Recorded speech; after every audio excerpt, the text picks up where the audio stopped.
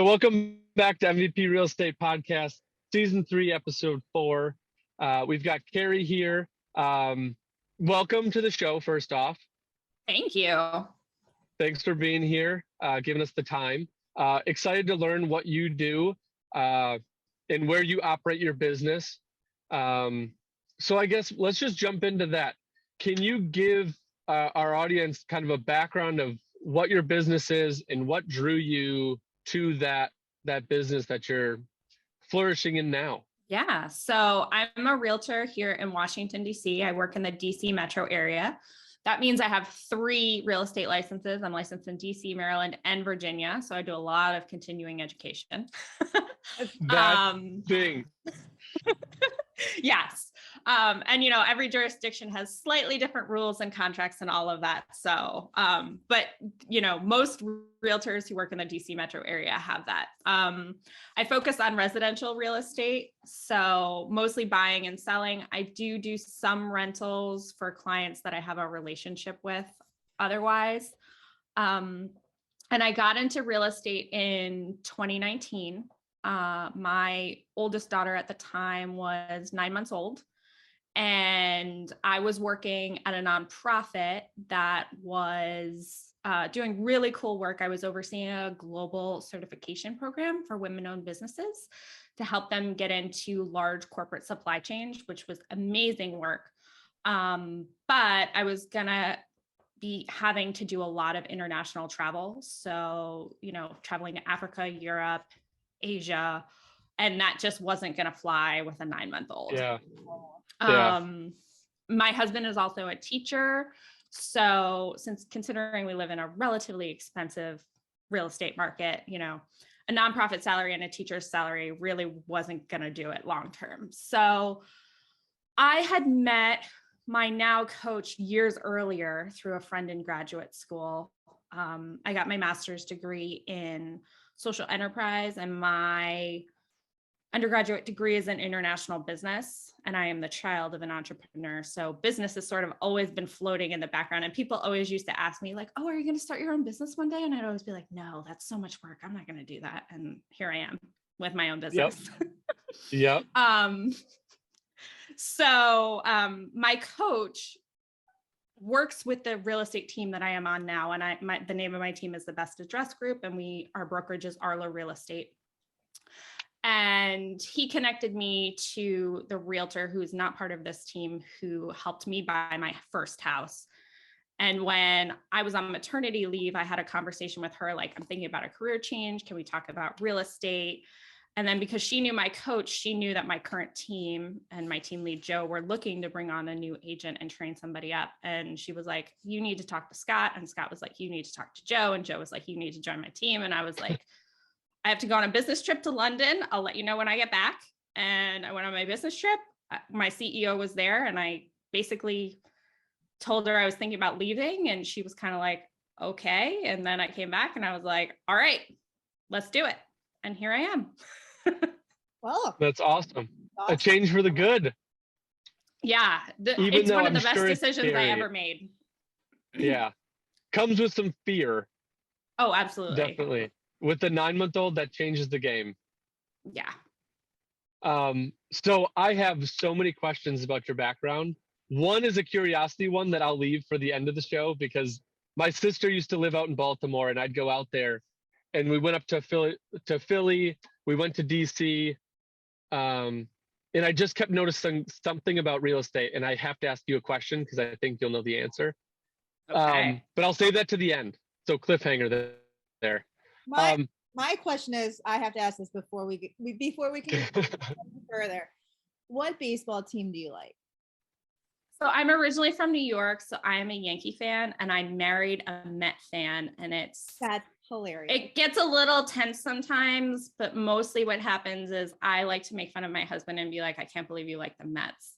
And he's like, you haven't watched baseball in years, so can you name the roster of the Yankees? And we just go back and forth like that. Like, no, I can't. Shut up. New York, was a Yankees fan. I lived in Baltimore and worked for the Orioles, so I'm an Orioles fan. My husband is a Red Sox fan and lives in Wisconsin. Bro. And I'm Ooh. like, why are you? So it's a big throw up in this household, but Everyone's a winner except for your husband. Boston, why? I have to agree. Yeah. Yeah.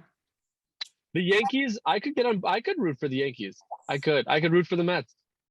No. Baltimore, you can root for them, but they're going to lose. But Yes. they're an okay team. Yeah. I mean, the Mets are the Culture-wise. same way, right? Like you can love them, but they're going to break your heart every Yeah. time. Oh, yeah. I love it. Oh, Okay, yeah. now we can get back to real estate. I just had to get I'm it out of the way. I'm curious about the real estate licensing. So in Wisconsin, we have reciprocity to Minnesota. Is that kind of the same deal with what you have with Virginia and the surrounding areas, or do you actually have to take 3 different tests to practice in those 3 areas? Yep. You have to take 3 different tests. So I took my 60-hour licensing course for DC, took my DC test and the national test. Then I learned all the rules and regs in Maryland, took my Maryland state test. Then I learned all the rules and regs for Virginia and took my Virginia state test. And Virginia is a great state because they require 30 hours of professional learning units your first year. So you do everything to get your license, and then you have to do an additional 30 hours. So my first year was really intense. Yeah, I can imagine. And so I got every 2 DC years, you have to do CE which is continuing education for all 3 Yes. states. And there is some overlap, like they will, especially in DC and Maryland, they sort of share some of the classes. So it's not like, oh, it's a lot. It's always a lot. You guys know. It's Let's just not a make lot. this easy. I don't like doing 1 CE. So to do 3, Right. that's a handful. Right. So kudos for you to keep it all together. Yeah. And it was very intense. I got my DC license in January. I think I got my Maryland one in March and I got my Virginia one in April. So I just went in, I was like, I have to do this all and go in really hard, or I'm just never going to do it. That's exactly how I did it when I started too. I was like, and we're done. Was it due to you seeing the market as, okay, people moving in and out of these areas? It's hard to find buyers or sellers that are like, okay, I live in Virginia and I'm going to live in Virginia. Or did you find like they're going to move from Virginia and go to Baltimore, DC, or they are going to transport? Is that the necessity for it? Or what was your thought process behind getting all 3? So my team, what's going on there? It's my office alarm. When people try to break into my office, the alarm goes off. AKA my truck. Yeah. So my team, the Best Address Group, we work sort of general DC metro area. So inside the Beltway, which includes DC, Maryland, and Virginia. Usually what I see is people who live in DC often are looking for more space. They, have a family, whatever.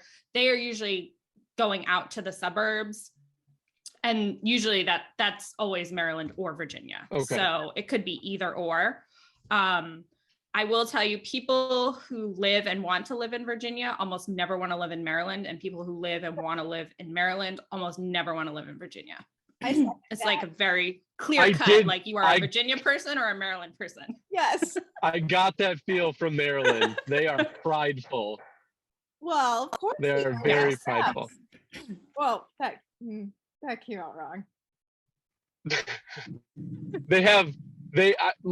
Even now, they moved back to Wisconsin, and he ships in Obey from Maryland. Yes. Like that, he is just diehard. Mm-hmm. And they lived there for 2 years.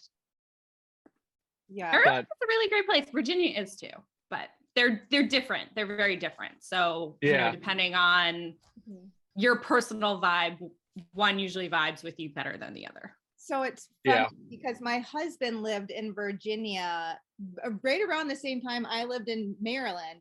We had no idea, like we didn't know each other in the slightest. And we had this, like we lived in the same areas, like at the same time in our lives, but never knew each other. But now we met each other. This is a You straight know, up How I Met Your Mother in real life. For sure. One of the things we joke about here is, oh, my friend moved to Virginia. I'm never going to see them again. But they only live 30 minutes away. But it's like you have to go over a bridge and cross a river, and it's like it might as well be an ocean. That's what happened when we moved from inner city or like downtown Baltimore, and we moved out to the suburbs. It was like we were out of the bubble, like we didn't exist anymore. Yeah, it was really sad. Yeah. Even though we could take the light rail into town from where we lived, we didn't exist. Right. The Northeast, different animal. Yeah. The brokerage that you work for, that's not a big box brokerage. Is that more of a smaller private? It is a boutique brokerage. Okay. The name is RLAH, and we call it RLAH, which stands for Real Living at Home. So it was part of Real Living, but this is their brand for this area. And now with everything going on with Real Living, it's sort of broken apart, but we are technically still owned by Berkshire Hathaway. Okay. Awesome. But you guys, it's not like a franchise, it's your own separate brokerage that. Yeah. Okay. That's cool. And how big is that brokerage, would you say? I think our brokerage right now has about 350 agents. They've grown a lot in the last year. Okay. At the end of what year is it? So at the end of 2020, it was a big deal because that was the first year they hit $1 billion in sales volume. And now at the end of 2021, it looks like 2022 is going to be a $2 billion year for RLAH, which is really exciting. That's awesome. And this is also the 10th anniversary. So it's a big year. That's awesome. That is super cool. Congratulations for you guys doing some dominating on the East Coast. Well, I am just a small part of an awesome brokerage and an awesome team. And that was like my next question. Where does it go for you? Are you going to stay there? Do you have the ability to get like a team underneath you? Like you were saying, kind of your mentor is in that same brokerage. Is that the ability for you guys? Is that what operates? So, yep. So I'm on a team. So my team lead is Joe Himley. He's amazing. Right now we have 2 sales agents. So I'm the other sales agent. And then we have 2 assistants. So our assistants are also licensed. So, one or both of them at some point might look to transfer more into the sales side of things. And then, when the moment is right, I definitely think Joe's going to want to bring on at least one more agent, maybe a couple. And for right now, I love my team. We're super values-based, which is something I think really special. And I've been with them since the beginning, and I have no intention of leaving them. Yeah. No, that's cool. When you can find a good group like that can communicate well, bounce ideas off of, and have the support. That's where some people flourish, and that kudos for you for finding it. Did you look into any of like the big box brokerages? I am the worst person to get advice from on how do you get into real estate, because literally I talked to one team at one brokerage and I was like, these are my people, and I just went with it. That's a good deal. I wouldn't say it's a bad thing. You just struck gold, which is good. I did. I just had a conversation with someone last week, and she's got a newborn. They've got another one on the way, and she was like, I'm studying to take my real estate license here in Wisconsin. I'm looking up the Shore Wests and the First Webers and all that. And I was like, how many small brokerages did you look at? And she's like, oh, I didn't. And I was like, give them a shot. Yeah. Like, not small brokerages do not mean less money. No, so they don't. Check them out. And out. they don't mean less services either. Like our brokerage has an amazing support staff, and they have a full support staff. So as much marketing support, transaction support, all kinds of other support that you need, it's all there. And RLAH has done an amazing job of saying they are agent focused. So they're really focused on making sure their agents feel supported, which is incredible. Yeah. And especially in that first, I always emphasize like the first year, because it's a grind. Getting leads, getting buyers, getting sellers, getting your name out. It's a grind. It's networking, it's talking to people, it's open houses. It's not a fun first year. The sales are a lot of fun, but building up that client base, it's hard. So how does Arlo help newer agents or help you kind of start your business off on the right foot? So RLAH does a lot of great training. You know, they do Buffini. They have some in-house coaching and training. What is it with called? staff members. Buffini. Buffini. What is that? Oh, you don't know Brian Buffini? I don't Google know Brian Brian. Do I need to Buffini. know Brian? You should know Brian Buffini because Okay. So he is out in California and he does, he's not, I don't think he actually is an agent anymore, but like, you know, tons of sales, has been in this business for a long time and has a whole training program now, but he has the most fun Irish accent. So you should definitely look him up just so you can hear the accent. We will put him in the show notes. And his favorite thing is to say when you're talking to people, oh, by the way. So you can be like, oh, by the way, you know, I'm never too busy for you and your referrals, and things like that, which is not really my brand, but I did take a lot of takeaways from his class, which I thought were really helpful. He's really big into personal notes, which I am now really big into, which is really helpful. So they have Buffini training, they have in-house coaching and mentorship at RLAH.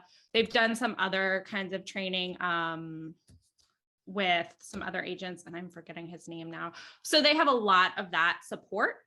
And then my team, you know, Joe really was and is a mentor to me. So my first year, I basically shadowed him, you know, and we went through, you know, 3 different sets of contracts. And I don't know about your contracts, but in Virginia, like contracts are probably an average of like 15 pages.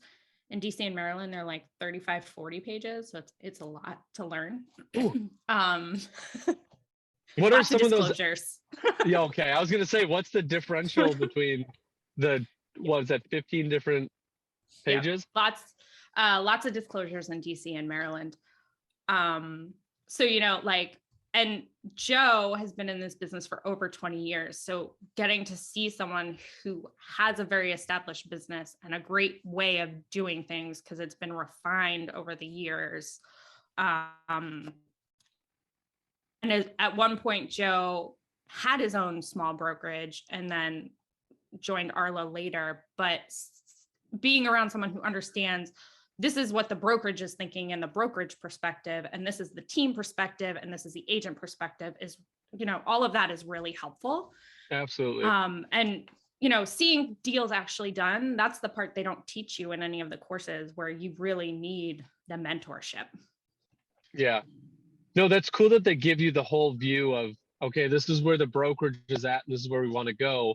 So now every piece underneath there can kind of see the overall mission. And the big thing is getting people to buy into that overall mission, which it seems like with you growing to 300 plus agents, you guys are seeing the mission and it's progressing if you're going to hit 2 billion this year. So I try to do that with my staff as well, about, hey, this is where the company is going to go, and these are all of our positions. So you need to do these well. I need to do this well. The foreman needs to do this well, so that we can progress into the ultimate goal of where we want to go. So it's cool that they give you that whole background to it. Mm-hmm. And that alone is what and not to put my bias out there, but that's what I didn't like about the big box retailer or realtors. It was, you're the pawn and go do your job. And that's about all they give you. And it just didn't give me that, it didn't give me the family, we're in it together vibe. So does Arlo do anything specific for like lead generation for new agents? Do you guys have some sort of lead source, or is it like you have that I'm never too busy for your referrals, which is a great line? So RLAH does have a lead generation program for new agents. And when you're working specifically with some of the coaches and whatnot, that's how, that's how they do it. They want to make sure that you've sort of got your business in place, you know what you're doing. And then they're like, we've got leads for you. Because I'm on a team and I've always worked with Joe, when I was starting out, Joe was like instrumental. I don't think I would have gotten through my first year in real estate without Joe. He definitely gave me my leads for my first, my very first transaction was a lead from him.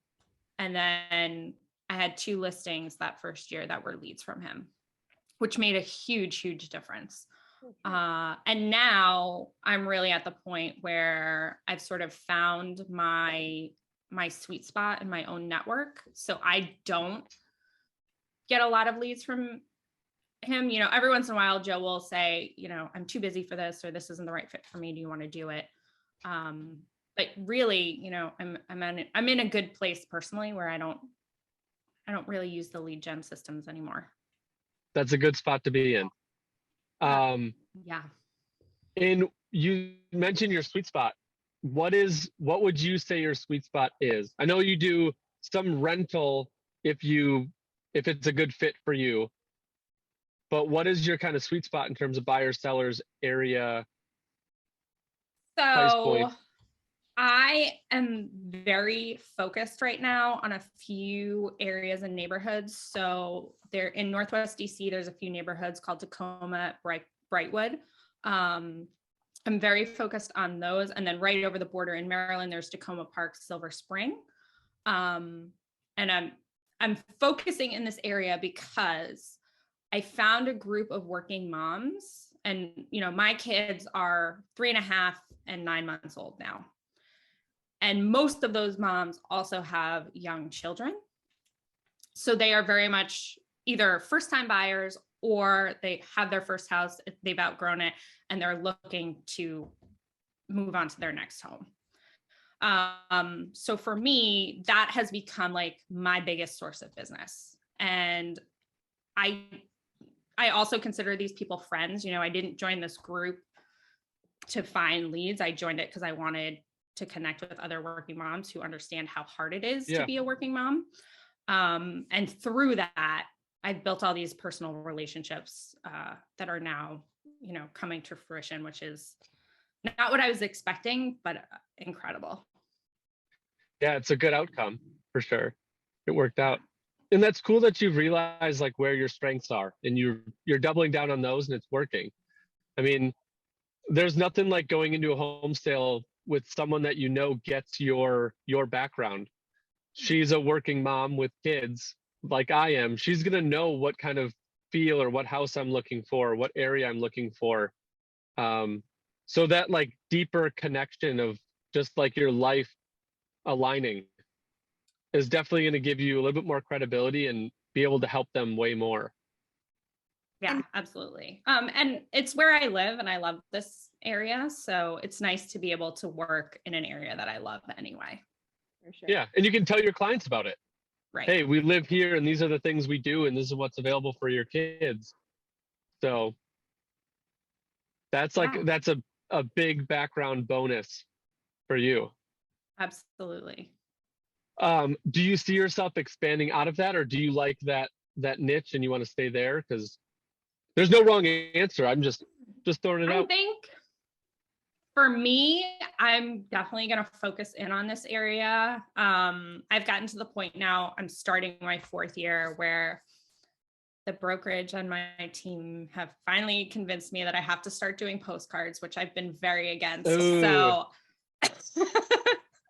but I was like, all right, I'm going to try it. And so I am now starting to farm a small part of my specific neighborhood, which is Brightwood, DC. So, I think for right now, I'm definitely going to focus on this area. And not that I won't work with other people. I have other clients right now who they're thinking they probably want to move to DC or the Virginia suburbs, So and they're a personal connection. So it's not that I won't do that, but it's not going to be my focus. And I think in our market, there's so many agents and so many brokerages and just so many different niches that it took me a while to find this one, but now that I found it, I'm like, well, duh, this is like the perfect niche for me. Why? And I enjoy it, and I enjoy these people. So why would I do anything else? For sure. Yeah. No, in these postcards, do you have ideas of like how you're going to pinpoint, or what market demographic that you're going to pinpoint, or how do you go about building that for someone who's an agent that's kind of in that threshold where they need to do some self-marketing? So I think the reason I held out for so long is because I didn't want to market myself. It just makes me feel uncomfortable. But as a business owner, and I am the brand, I have to do it. So, you know, I had a lot of conversations with one coach at RLAH, Heath in particular. And he was sort of like, all right, let's talk about you. Let's talk about things that you like. And basically what we came up with is that I'm focusing on Brightwood. And I love local business. I'm a huge supporter of local business. You know, my dad was always a local business owner. So that's been something that's been important to me my entire life. So what we're doing is the postcards, there's going to be one a month, alternating. So 6 months out of the year will be postcards from me with either neighborhood market stats specifically. You know, the first January was how much did real estate prices appreciate in Brightwood in 2021? And then we'll alternate focusing on local businesses. So, you know, I've partnered with a local business organization here to say, you know, here's a local business. This is a coffee shop. Bring this postcard in and you'll get a free, we haven't decided yet, maybe a free pastry, a free coffee, whatever it may be. Yeah. If you go bring this postcard to this business. And that way, like, I'm actually supporting my community, getting some foot traffic to businesses that may not have it otherwise, that may be struggling, especially since we're in a pandemic. So, you know, making it useful information to people, but not just trying to sell them stuff. Yeah. No, it's really cool. And do you have, obviously your office staff will help like garnish the market data or the local businesses to open up the conversation where you can go in and say, hey, this is what I'm doing. Do you want to team up? Yeah. And you know, as a consumer, I'm more likely to go with someone who's, you know, offering me something that's going to benefit me versus going with somebody who's just asking me to benefit them. Like, hey, I'm going to sell you a house. Okay, great. I'll help you earn your commission, where you're giving me at least a little something, you know, like that to me is right. Thinking about me first and you second. Yeah. Right. And, you know, we all get the postcards in the mail all the time from just the random postcard from the random agent that's like, I'm amazing, I'll sell your house. And for me, that never hits. I'm like, I don't know you. You've sent me this one postcard. Like, what? Exactly. Yeah. Yeah. I think right now, especially with how inundated we are with emails from agents and postcards and flyers and all that stuff, it's got to be specific. And that's like, we do postcards here and I try to get as specific as I can. And I actually use an app called Deal Machine to find the properties that I'm targeting. And that's more for buy and hold, but you can find some where I'd start a conversation of, hey, I drove past your home. It pulls the tax record, so it pulls their name in. It's very automated, but the postcard itself looks so direct, right? Which is why I like it. It's got my picture. It's got the picture of their house on it. It has their name, and then I can change whatever I want it to say.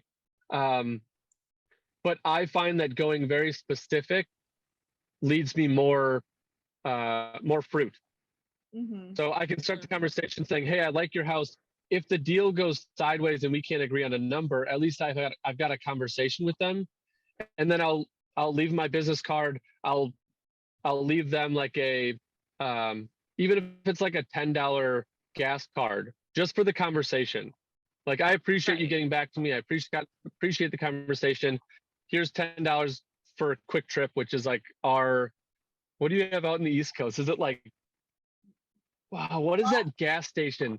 Wawa? It starts with Wawa, yeah. So Wawa gas station, funny name. Just for their time. And then you could say, hey, I know it didn't work out with me, but if you ever look to sell your house, like here's my business card too. I'm an agent, and it at least creates some sort of a lead. Right. But getting specific and getting them to feel like you're talking to them and not everyone on the block, but they're just the one sucker that called you, I think in my head goes a long way. Right. Yeah. And you said something before that I want to touch on, because Natasha has yelled at me before about this, because I am not social media literate. I don't like marketing myself. Like my company is my company and I am a different person. So when I have to do like videos and put my face in it or highlight myself, super awkward for me. But Natasha has very, very nicely put it. Suck it up, Buttercup. You got to do it. Yeah. So, and I actually think the hardest part is sometimes coming up with the content, which is why you're so lucky you have Natasha to tell you what to do. But like for me, I was like, okay, I'm doing this podcast interview today. So I was like, let me do a little Instagram story. Hey, I'm doing something exciting today. I'm being interviewed for a podcast. Like I'll share it when it's available. Stay tuned. Oh, by the way, there's an article in the New York Times today. Yeah. Brian Buffino, by the way. Talking about how it's a housing shortage. It's not a real estate bubble. I'm going to share that article with you later. Right. And just little things like that. Cool. That's cool. That's very good. And you do it all by yourself too. My social media, I do all by myself. I do not think of social media necessarily as a way to market myself. Like I post all my listings and my sales and all of that. But really I think of it as a place for people to get to know me. That's exactly. Yes. Yay. Yeah. So I will say the only way I have ever gotten leads on social media, and this, like, I just did it on a whim, was I was talking about doing CMAs for people. And, someone had asked me to do a CMA and they were like, how much do you charge? And I just popped on there and I was like, I will do a CMA for anyone for free anytime. There's no charge for that. Even if you don't want to sell your house, if you just want to know what it's worth, I will do that. And I had at least 2, maybe 3 people reach out to me and say, you know what, I think I do want to sell my house this year. Could we talk? Absolutely. Yeah. Easy way to it is. That's a really good way to touch a lot of people and quickly. And it doesn't really cost you that much. I definitely, when I started, I was in the mode of like, I'm a dad. I'm in real estate, like super boring. I don't know why people would want to know more about me. There's nothing here. I'm a simpleton. And then it got to the point where like, you got to get over the fear of, and I think for me it was rejection about me putting all this stuff out and people not taking to it. And then I'd be like, okay, well that failed. And then I would try something else. And then eventually I'd be like, well, it's not working. I'm not getting anything out of it. And then somehow I don't know if it was Natasha just punching me enough, but it finally got to be,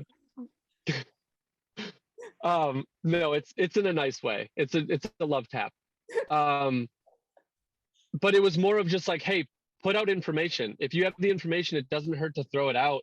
If people want to come to the information and read it, that's great. If they don't, they don't. But at least put the information out. And it took that fear of it not working or me putting out the wrong information or people not liking what I'm posting. Right. It took that fear out of it for me. I always live by, like, my mom always used to tell me, she's like, what's the worst that's going to happen? They're going to tell you no. You can deal with no, right? Like, that's not awful. And that's what I tell my 9-year-old too. I'm like, go ask your teacher for help. If she says no, well, then you can figure it out. And like the same thing in our lives and with real estate, we'll give them the information that we feel like that could be beneficial to them. If they don't want to hear it, okay, next. Right. Yeah. Exactly. And I don't have enough followers that I get a lot of trolling and all of that, but no one ever reaches out to be like, well, I can't believe you put that out there. Right. Exactly. I don't think anybody's that mean. I hope not, at least. Right. But you never Yeah. watch me Right. see that and have somebody like be like, that was silly. Okay.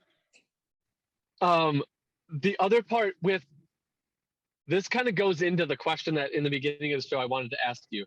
The one thing I noticed about the physical real estate in, especially in Baltimore, it was a little less in DC, and it was like, I think at its peak in Philly. The houses are usually brick, and they've all got that same like row. It's all one big row on the side, and then the other side is one big row of brick, but I they all connect. I miss those row homes so much. If I could have a Yes. row home here, I would. So DC There's real estate itself development out here. has a ton of row homes. Mhm. And you can sort of think of them like, for people who haven't been here, who haven't seen, they look kind of like a row of townhouses, except each Yeah. one is a single family home and it's fee simple real estate. So there's no HOA or any of that. And there's a lot of different versions of that. You know, there are ones that, you know, in the DuPont Circle, Old City area that are huge, like mansions, that were built in the late 1800s. And a lot of those at this point have broken. They're big enough that a lot of them have been broken into condos. So each level, and sometimes the penthouse is a 2-level condo, is its own condo.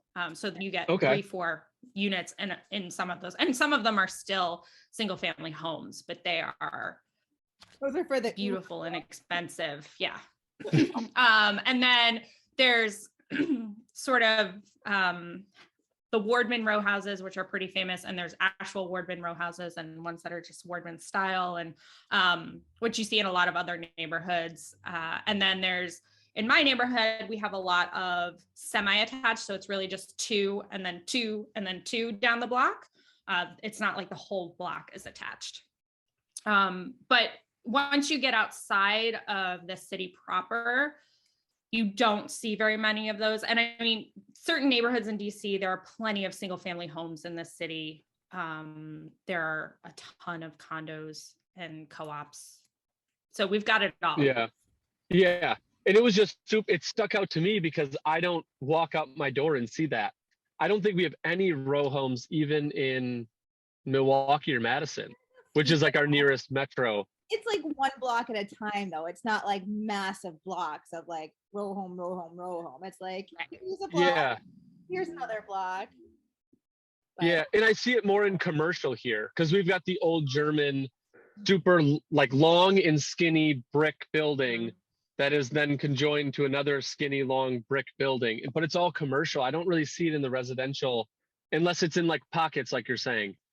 I think it's in the lower spectrum of our, see, like in DC, it's in the upper echelon. Here, it's kind of in the lower that you don't quite touch. You're not quite in that low echelon of houses. Yeah, and my big question when I saw it was like, how do you deal with damages to like walls that are conjoining? Like, how does that work, or where's the cutoff point, or who's responsible?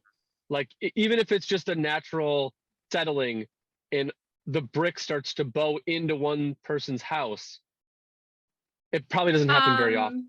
It doesn't. But That doesn't happen very often. Yeah. So really, like they call it a party wall. Everybody's responsible for like making sure that party wall stays up and is well taken care of. Usually, the issues we see most with party walls are when developers come in and they'll like actually take down an entire house and they have to put up reinforcements along the party walls on both sides to keep it up and keep everything structurally sound. I feel like most of the time the issues you see are related to that construction and things not being reinforced properly. And then it's like, you know, that's sort of a big mess if that happens. Yeah. They are very brave developers. I don't know if I've got the I mean, I feel like that's to deal with that one. It's just part of being a developer here is, you know, it's not uncommon, especially homes that are fallen into disrepair, to sort of take them down to the foundation and build up. And not all neighborhoods, but certain neighborhoods allow you to pop up so you can add a whole nother level. So, you know, there are developers who that's sort of their specialty. And that's talking about, like, let's say you have a row of homes, 10 row homes, and you want to, the fourth one is a tear down. You can actually knock down that fourth one, reinforce the third and the fifth, and then just keep building up from there. I mean, it doesn't happen often that they take down all the walls. Usually the facade stays and they'll gut the inside and then just build up. Okay. But those wall, you know, if you're doing anything structural, because sometimes they go out the back too, there's all kinds of permits and structural engineers and all those things to make sure that everybody's house stays standing. I do have to say though, I miss a good rooftop deck. Like the decks in DC and Baltimore were pretty epic, and they were so cool because you could literally see the entire city from your house. Yes.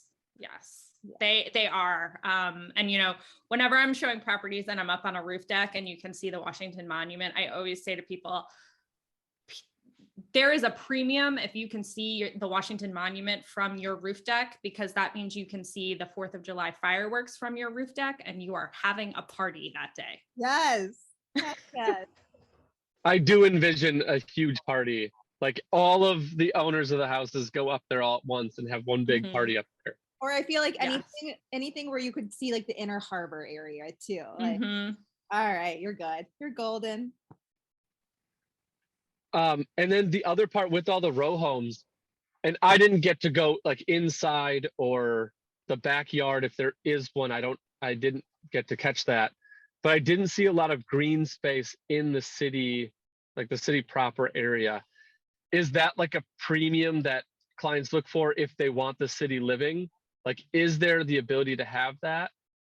And that might be a very dumb question. I apologize.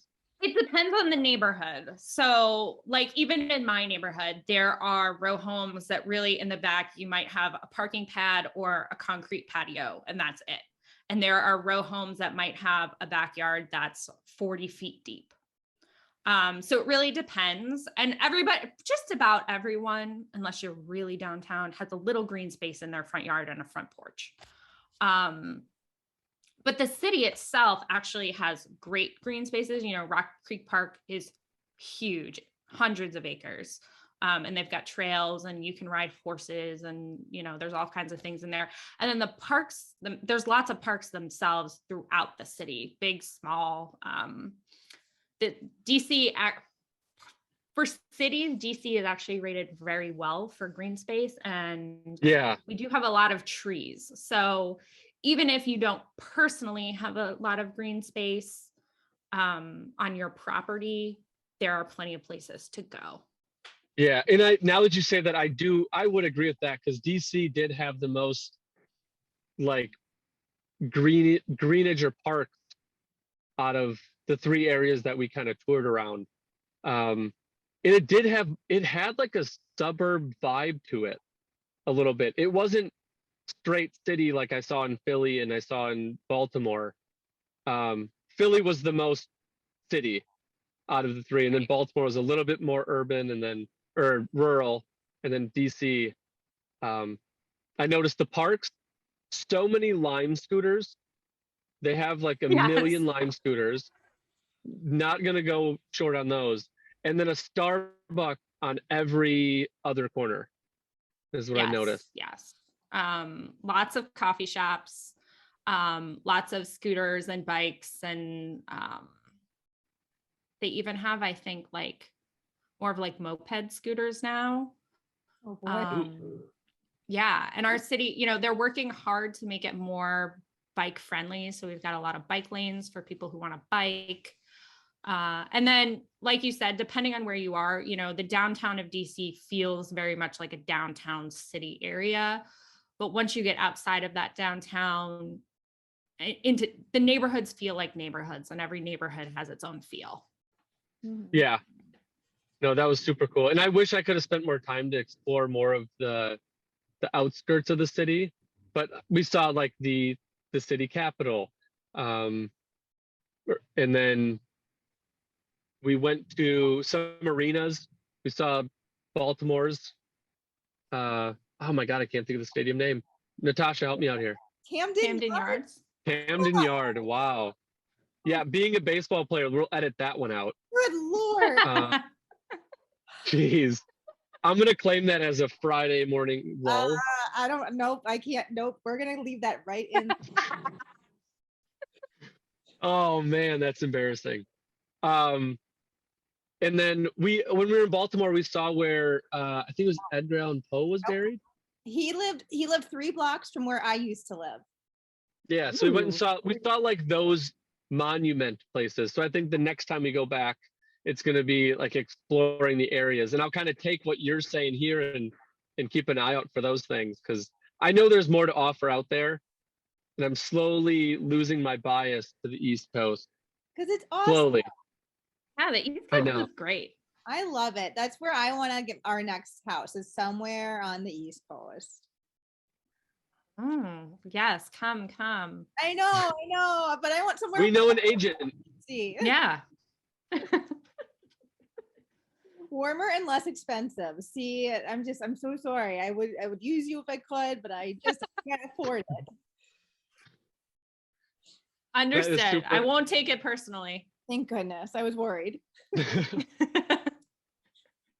And I do like the East Coast. I first experienced the East Coast when I worked in customer service for a company. We were a manufacturer, and we were all sectioned off. So the South, the Midwest, the Northwest, Southwest, and then East Coast. In the East Coast, they were just so matter of fact, and like they'd call and be like, "Hey, I need this, and this is the part number," and then they hang up. And I was like, I didn't get to ask a question or like, where am I sending this to? So it's a couple times I called them back. They're like, "You didn't get it?" And I was like, "I'm sorry.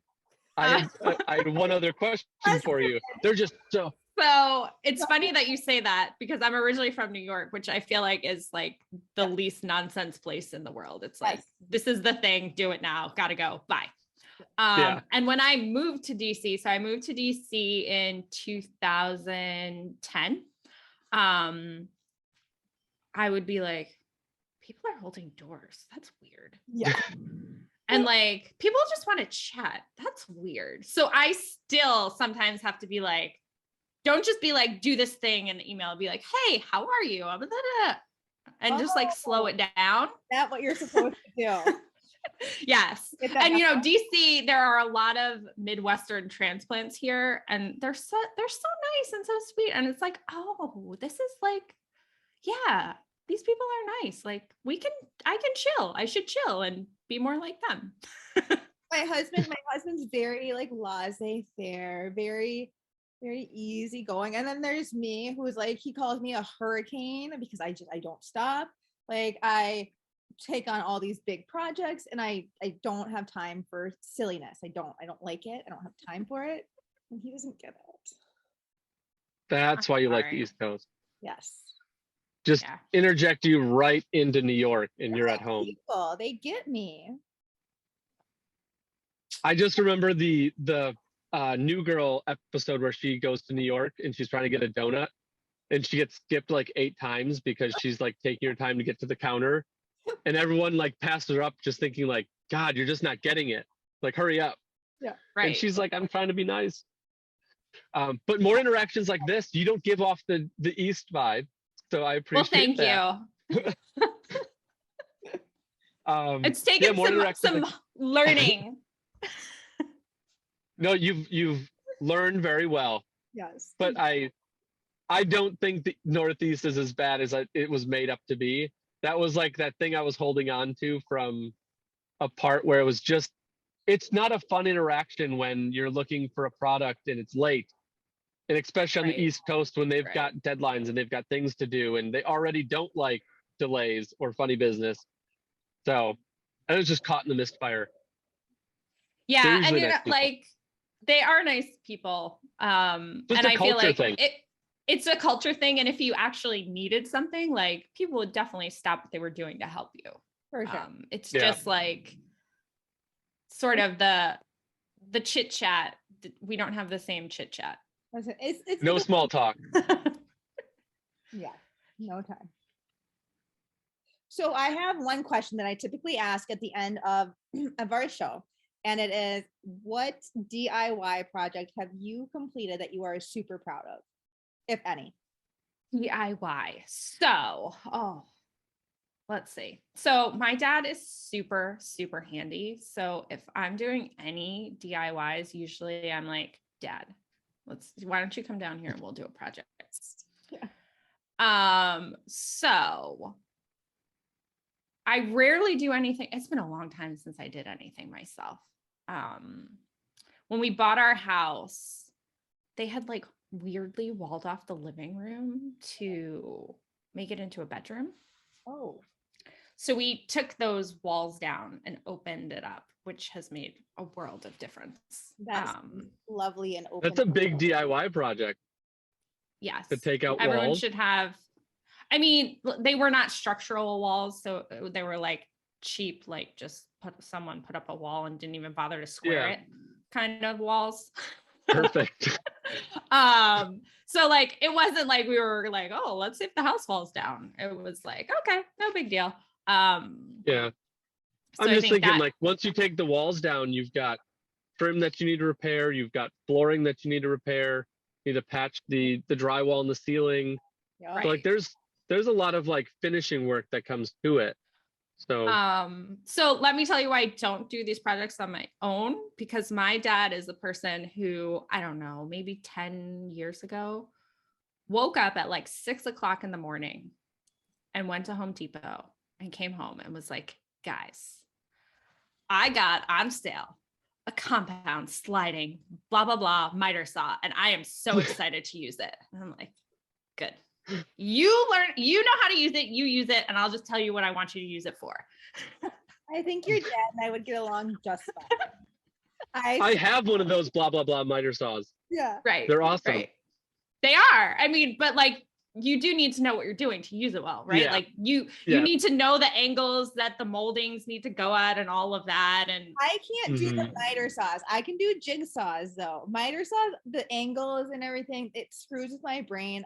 I need to like sit down and like look at the angles and actually figure it out. Marcus, maybe you can give me a tutorial. Yeah. So my dad it comes with practice. That's about it. Yeah. And basically just like leaves tools in the basement. Love it. And then I'll be like, oh, let's do this thing. Don't worry. I left the tools in your basement. That's a good dad to have. That's kind of awesome. Yes. He's an awesome dad. Lucky ducky. Oh, very cool. Well, yeah, I remember using the miter saw the first time to try and cut crown molding. Oh god. In that, very just expensive. like stair stringers in crown molding, there's equations that go into it. Yep. And I couldn't figure out why I couldn't get the crown to meet correctly. Because if you're off by a degree, you'll see the reveal, and it's super frustrating. But once you practice enough and you get the equation down, it does get a lot more simple. You obviously still have to take a step back and not take like, oh, I know how to do this, I'm just going to whip it through. Like take the time and put in the equation, and then it's just find the numbers and cut. So, but yes, it's intimidating when you start, for sure. It is. So kudos for your dad for coming to help out with all that stuff. Coming to the rescue. Yeah. And you've been so busy with your business and your kids and your family. Like that shouldn't be where your focus is. I mean, before my younger daughter was born last year, our third bedroom was a sleeping porch. And almost all the sleeping porches have slanted floors. So like a 12-inch slant to them I think it's like 8 feet wide, that room. And I was just like, we just got to hire someone and get this done. Like, there's no way. So I think for me, it's sort of just like, I know enough from watching my dad do enough projects to know where my limits are and roughly how much work something's going to be, and be like, I'm not doing that. Right. Yeah. That's kind of how we were too. Like we've DIY'd a lot of projects, and then I was like, yeah, no, I'm gonna have somebody actually come in and tile our front entry. We can demo it. We'll demo it all day, but I'm not about to lay tiles in a place that gets hot and cold and like fluctuates. No thanks. I don't know enough. So I get checked. Is that done yet? Did that tile get done yet? Nope, it'll be done. We go on vacation this weekend. And so then next week when we get back, they'll start doing all of my big projects. And then we're going to start cleaning the house. And then it's going to be done. And then you'll find the next Oh, project. yeah, and then you'll be like, we need to do this now. They're not, houses are never done. I know. Never I'm done. already telling my husband, I'm like, I'm going to look up how we can redo the floors without a lot of sanding. He's like, stop. I'm like, okay, fine. Oh no. 6 months Oh no. Pump the brakes. for now. Pump the brakes. Well, it's either that or I'm going to start investing more. So it's one of the two. Small projects. I like the investment route. Well, we hit our hour. I'm trying to be conscious of people's time, but we appreciate your time. Kudos to you for all that you've done in growing your business. Having a family, having kids, I know the struggle of how hard that is. So kudos to you and keep it rolling. We'll definitely add the show notes to, what was his name again? Buffini. Brian Buffini, the Irish guy with the Brian. Italian last name. Yes. I like it. So we'll add him into the show notes. If anybody on the East Coast is listening or people who are listening moving to the East Coast, how can they contact you? So you can shoot me an email, Kerri, Kerri, at bestaddress.com. Or you can find me on Instagram and Facebook. My pages are Kerri is Key. Oh, that's hilarious. I love it. I like it. I like The it. alliteration, it works, right? It's kind of cheesy, but it does. works. It's It does. And then obviously I'm guessing that if you're doing CMAs for free, if people just have questions, general questions about East Coast real estate, reach out. Absolutely. I'm more than happy to answer questions. I think about real estate as I'm never trying to sell anybody anything. I'm trying to help people make informed decisions. So if you just want to have an informational conversation, I'm happy to do that anytime. yay. And there's our preview to this show right there. That statement. That was beautifully said. Beautifully said. Thank you. And thank you for the time. I appreciate it. And keep it going. Keep rolling. My pleasure. Well, I am your newest listener, so I'll be following along on your show now. You're in my podcast rotation. Oh my goodness. I'm honored. Thank you. Well, we hope you we appreciate it. Thank Yeah, you. have a good I appreciate weekend. it too. You too. Enjoy the warm weather out there. Yes. I will The warmer try. weather. All right. Well, perfect. And we'll get in contact soon to kind of get an update of how the business is going, if that's all right. Great. Yeah, absolutely. I would Awesome. love it. Perfect. All right. Very cool. All right. Talk to you All right. soon. Bye. Have a good day. Bye.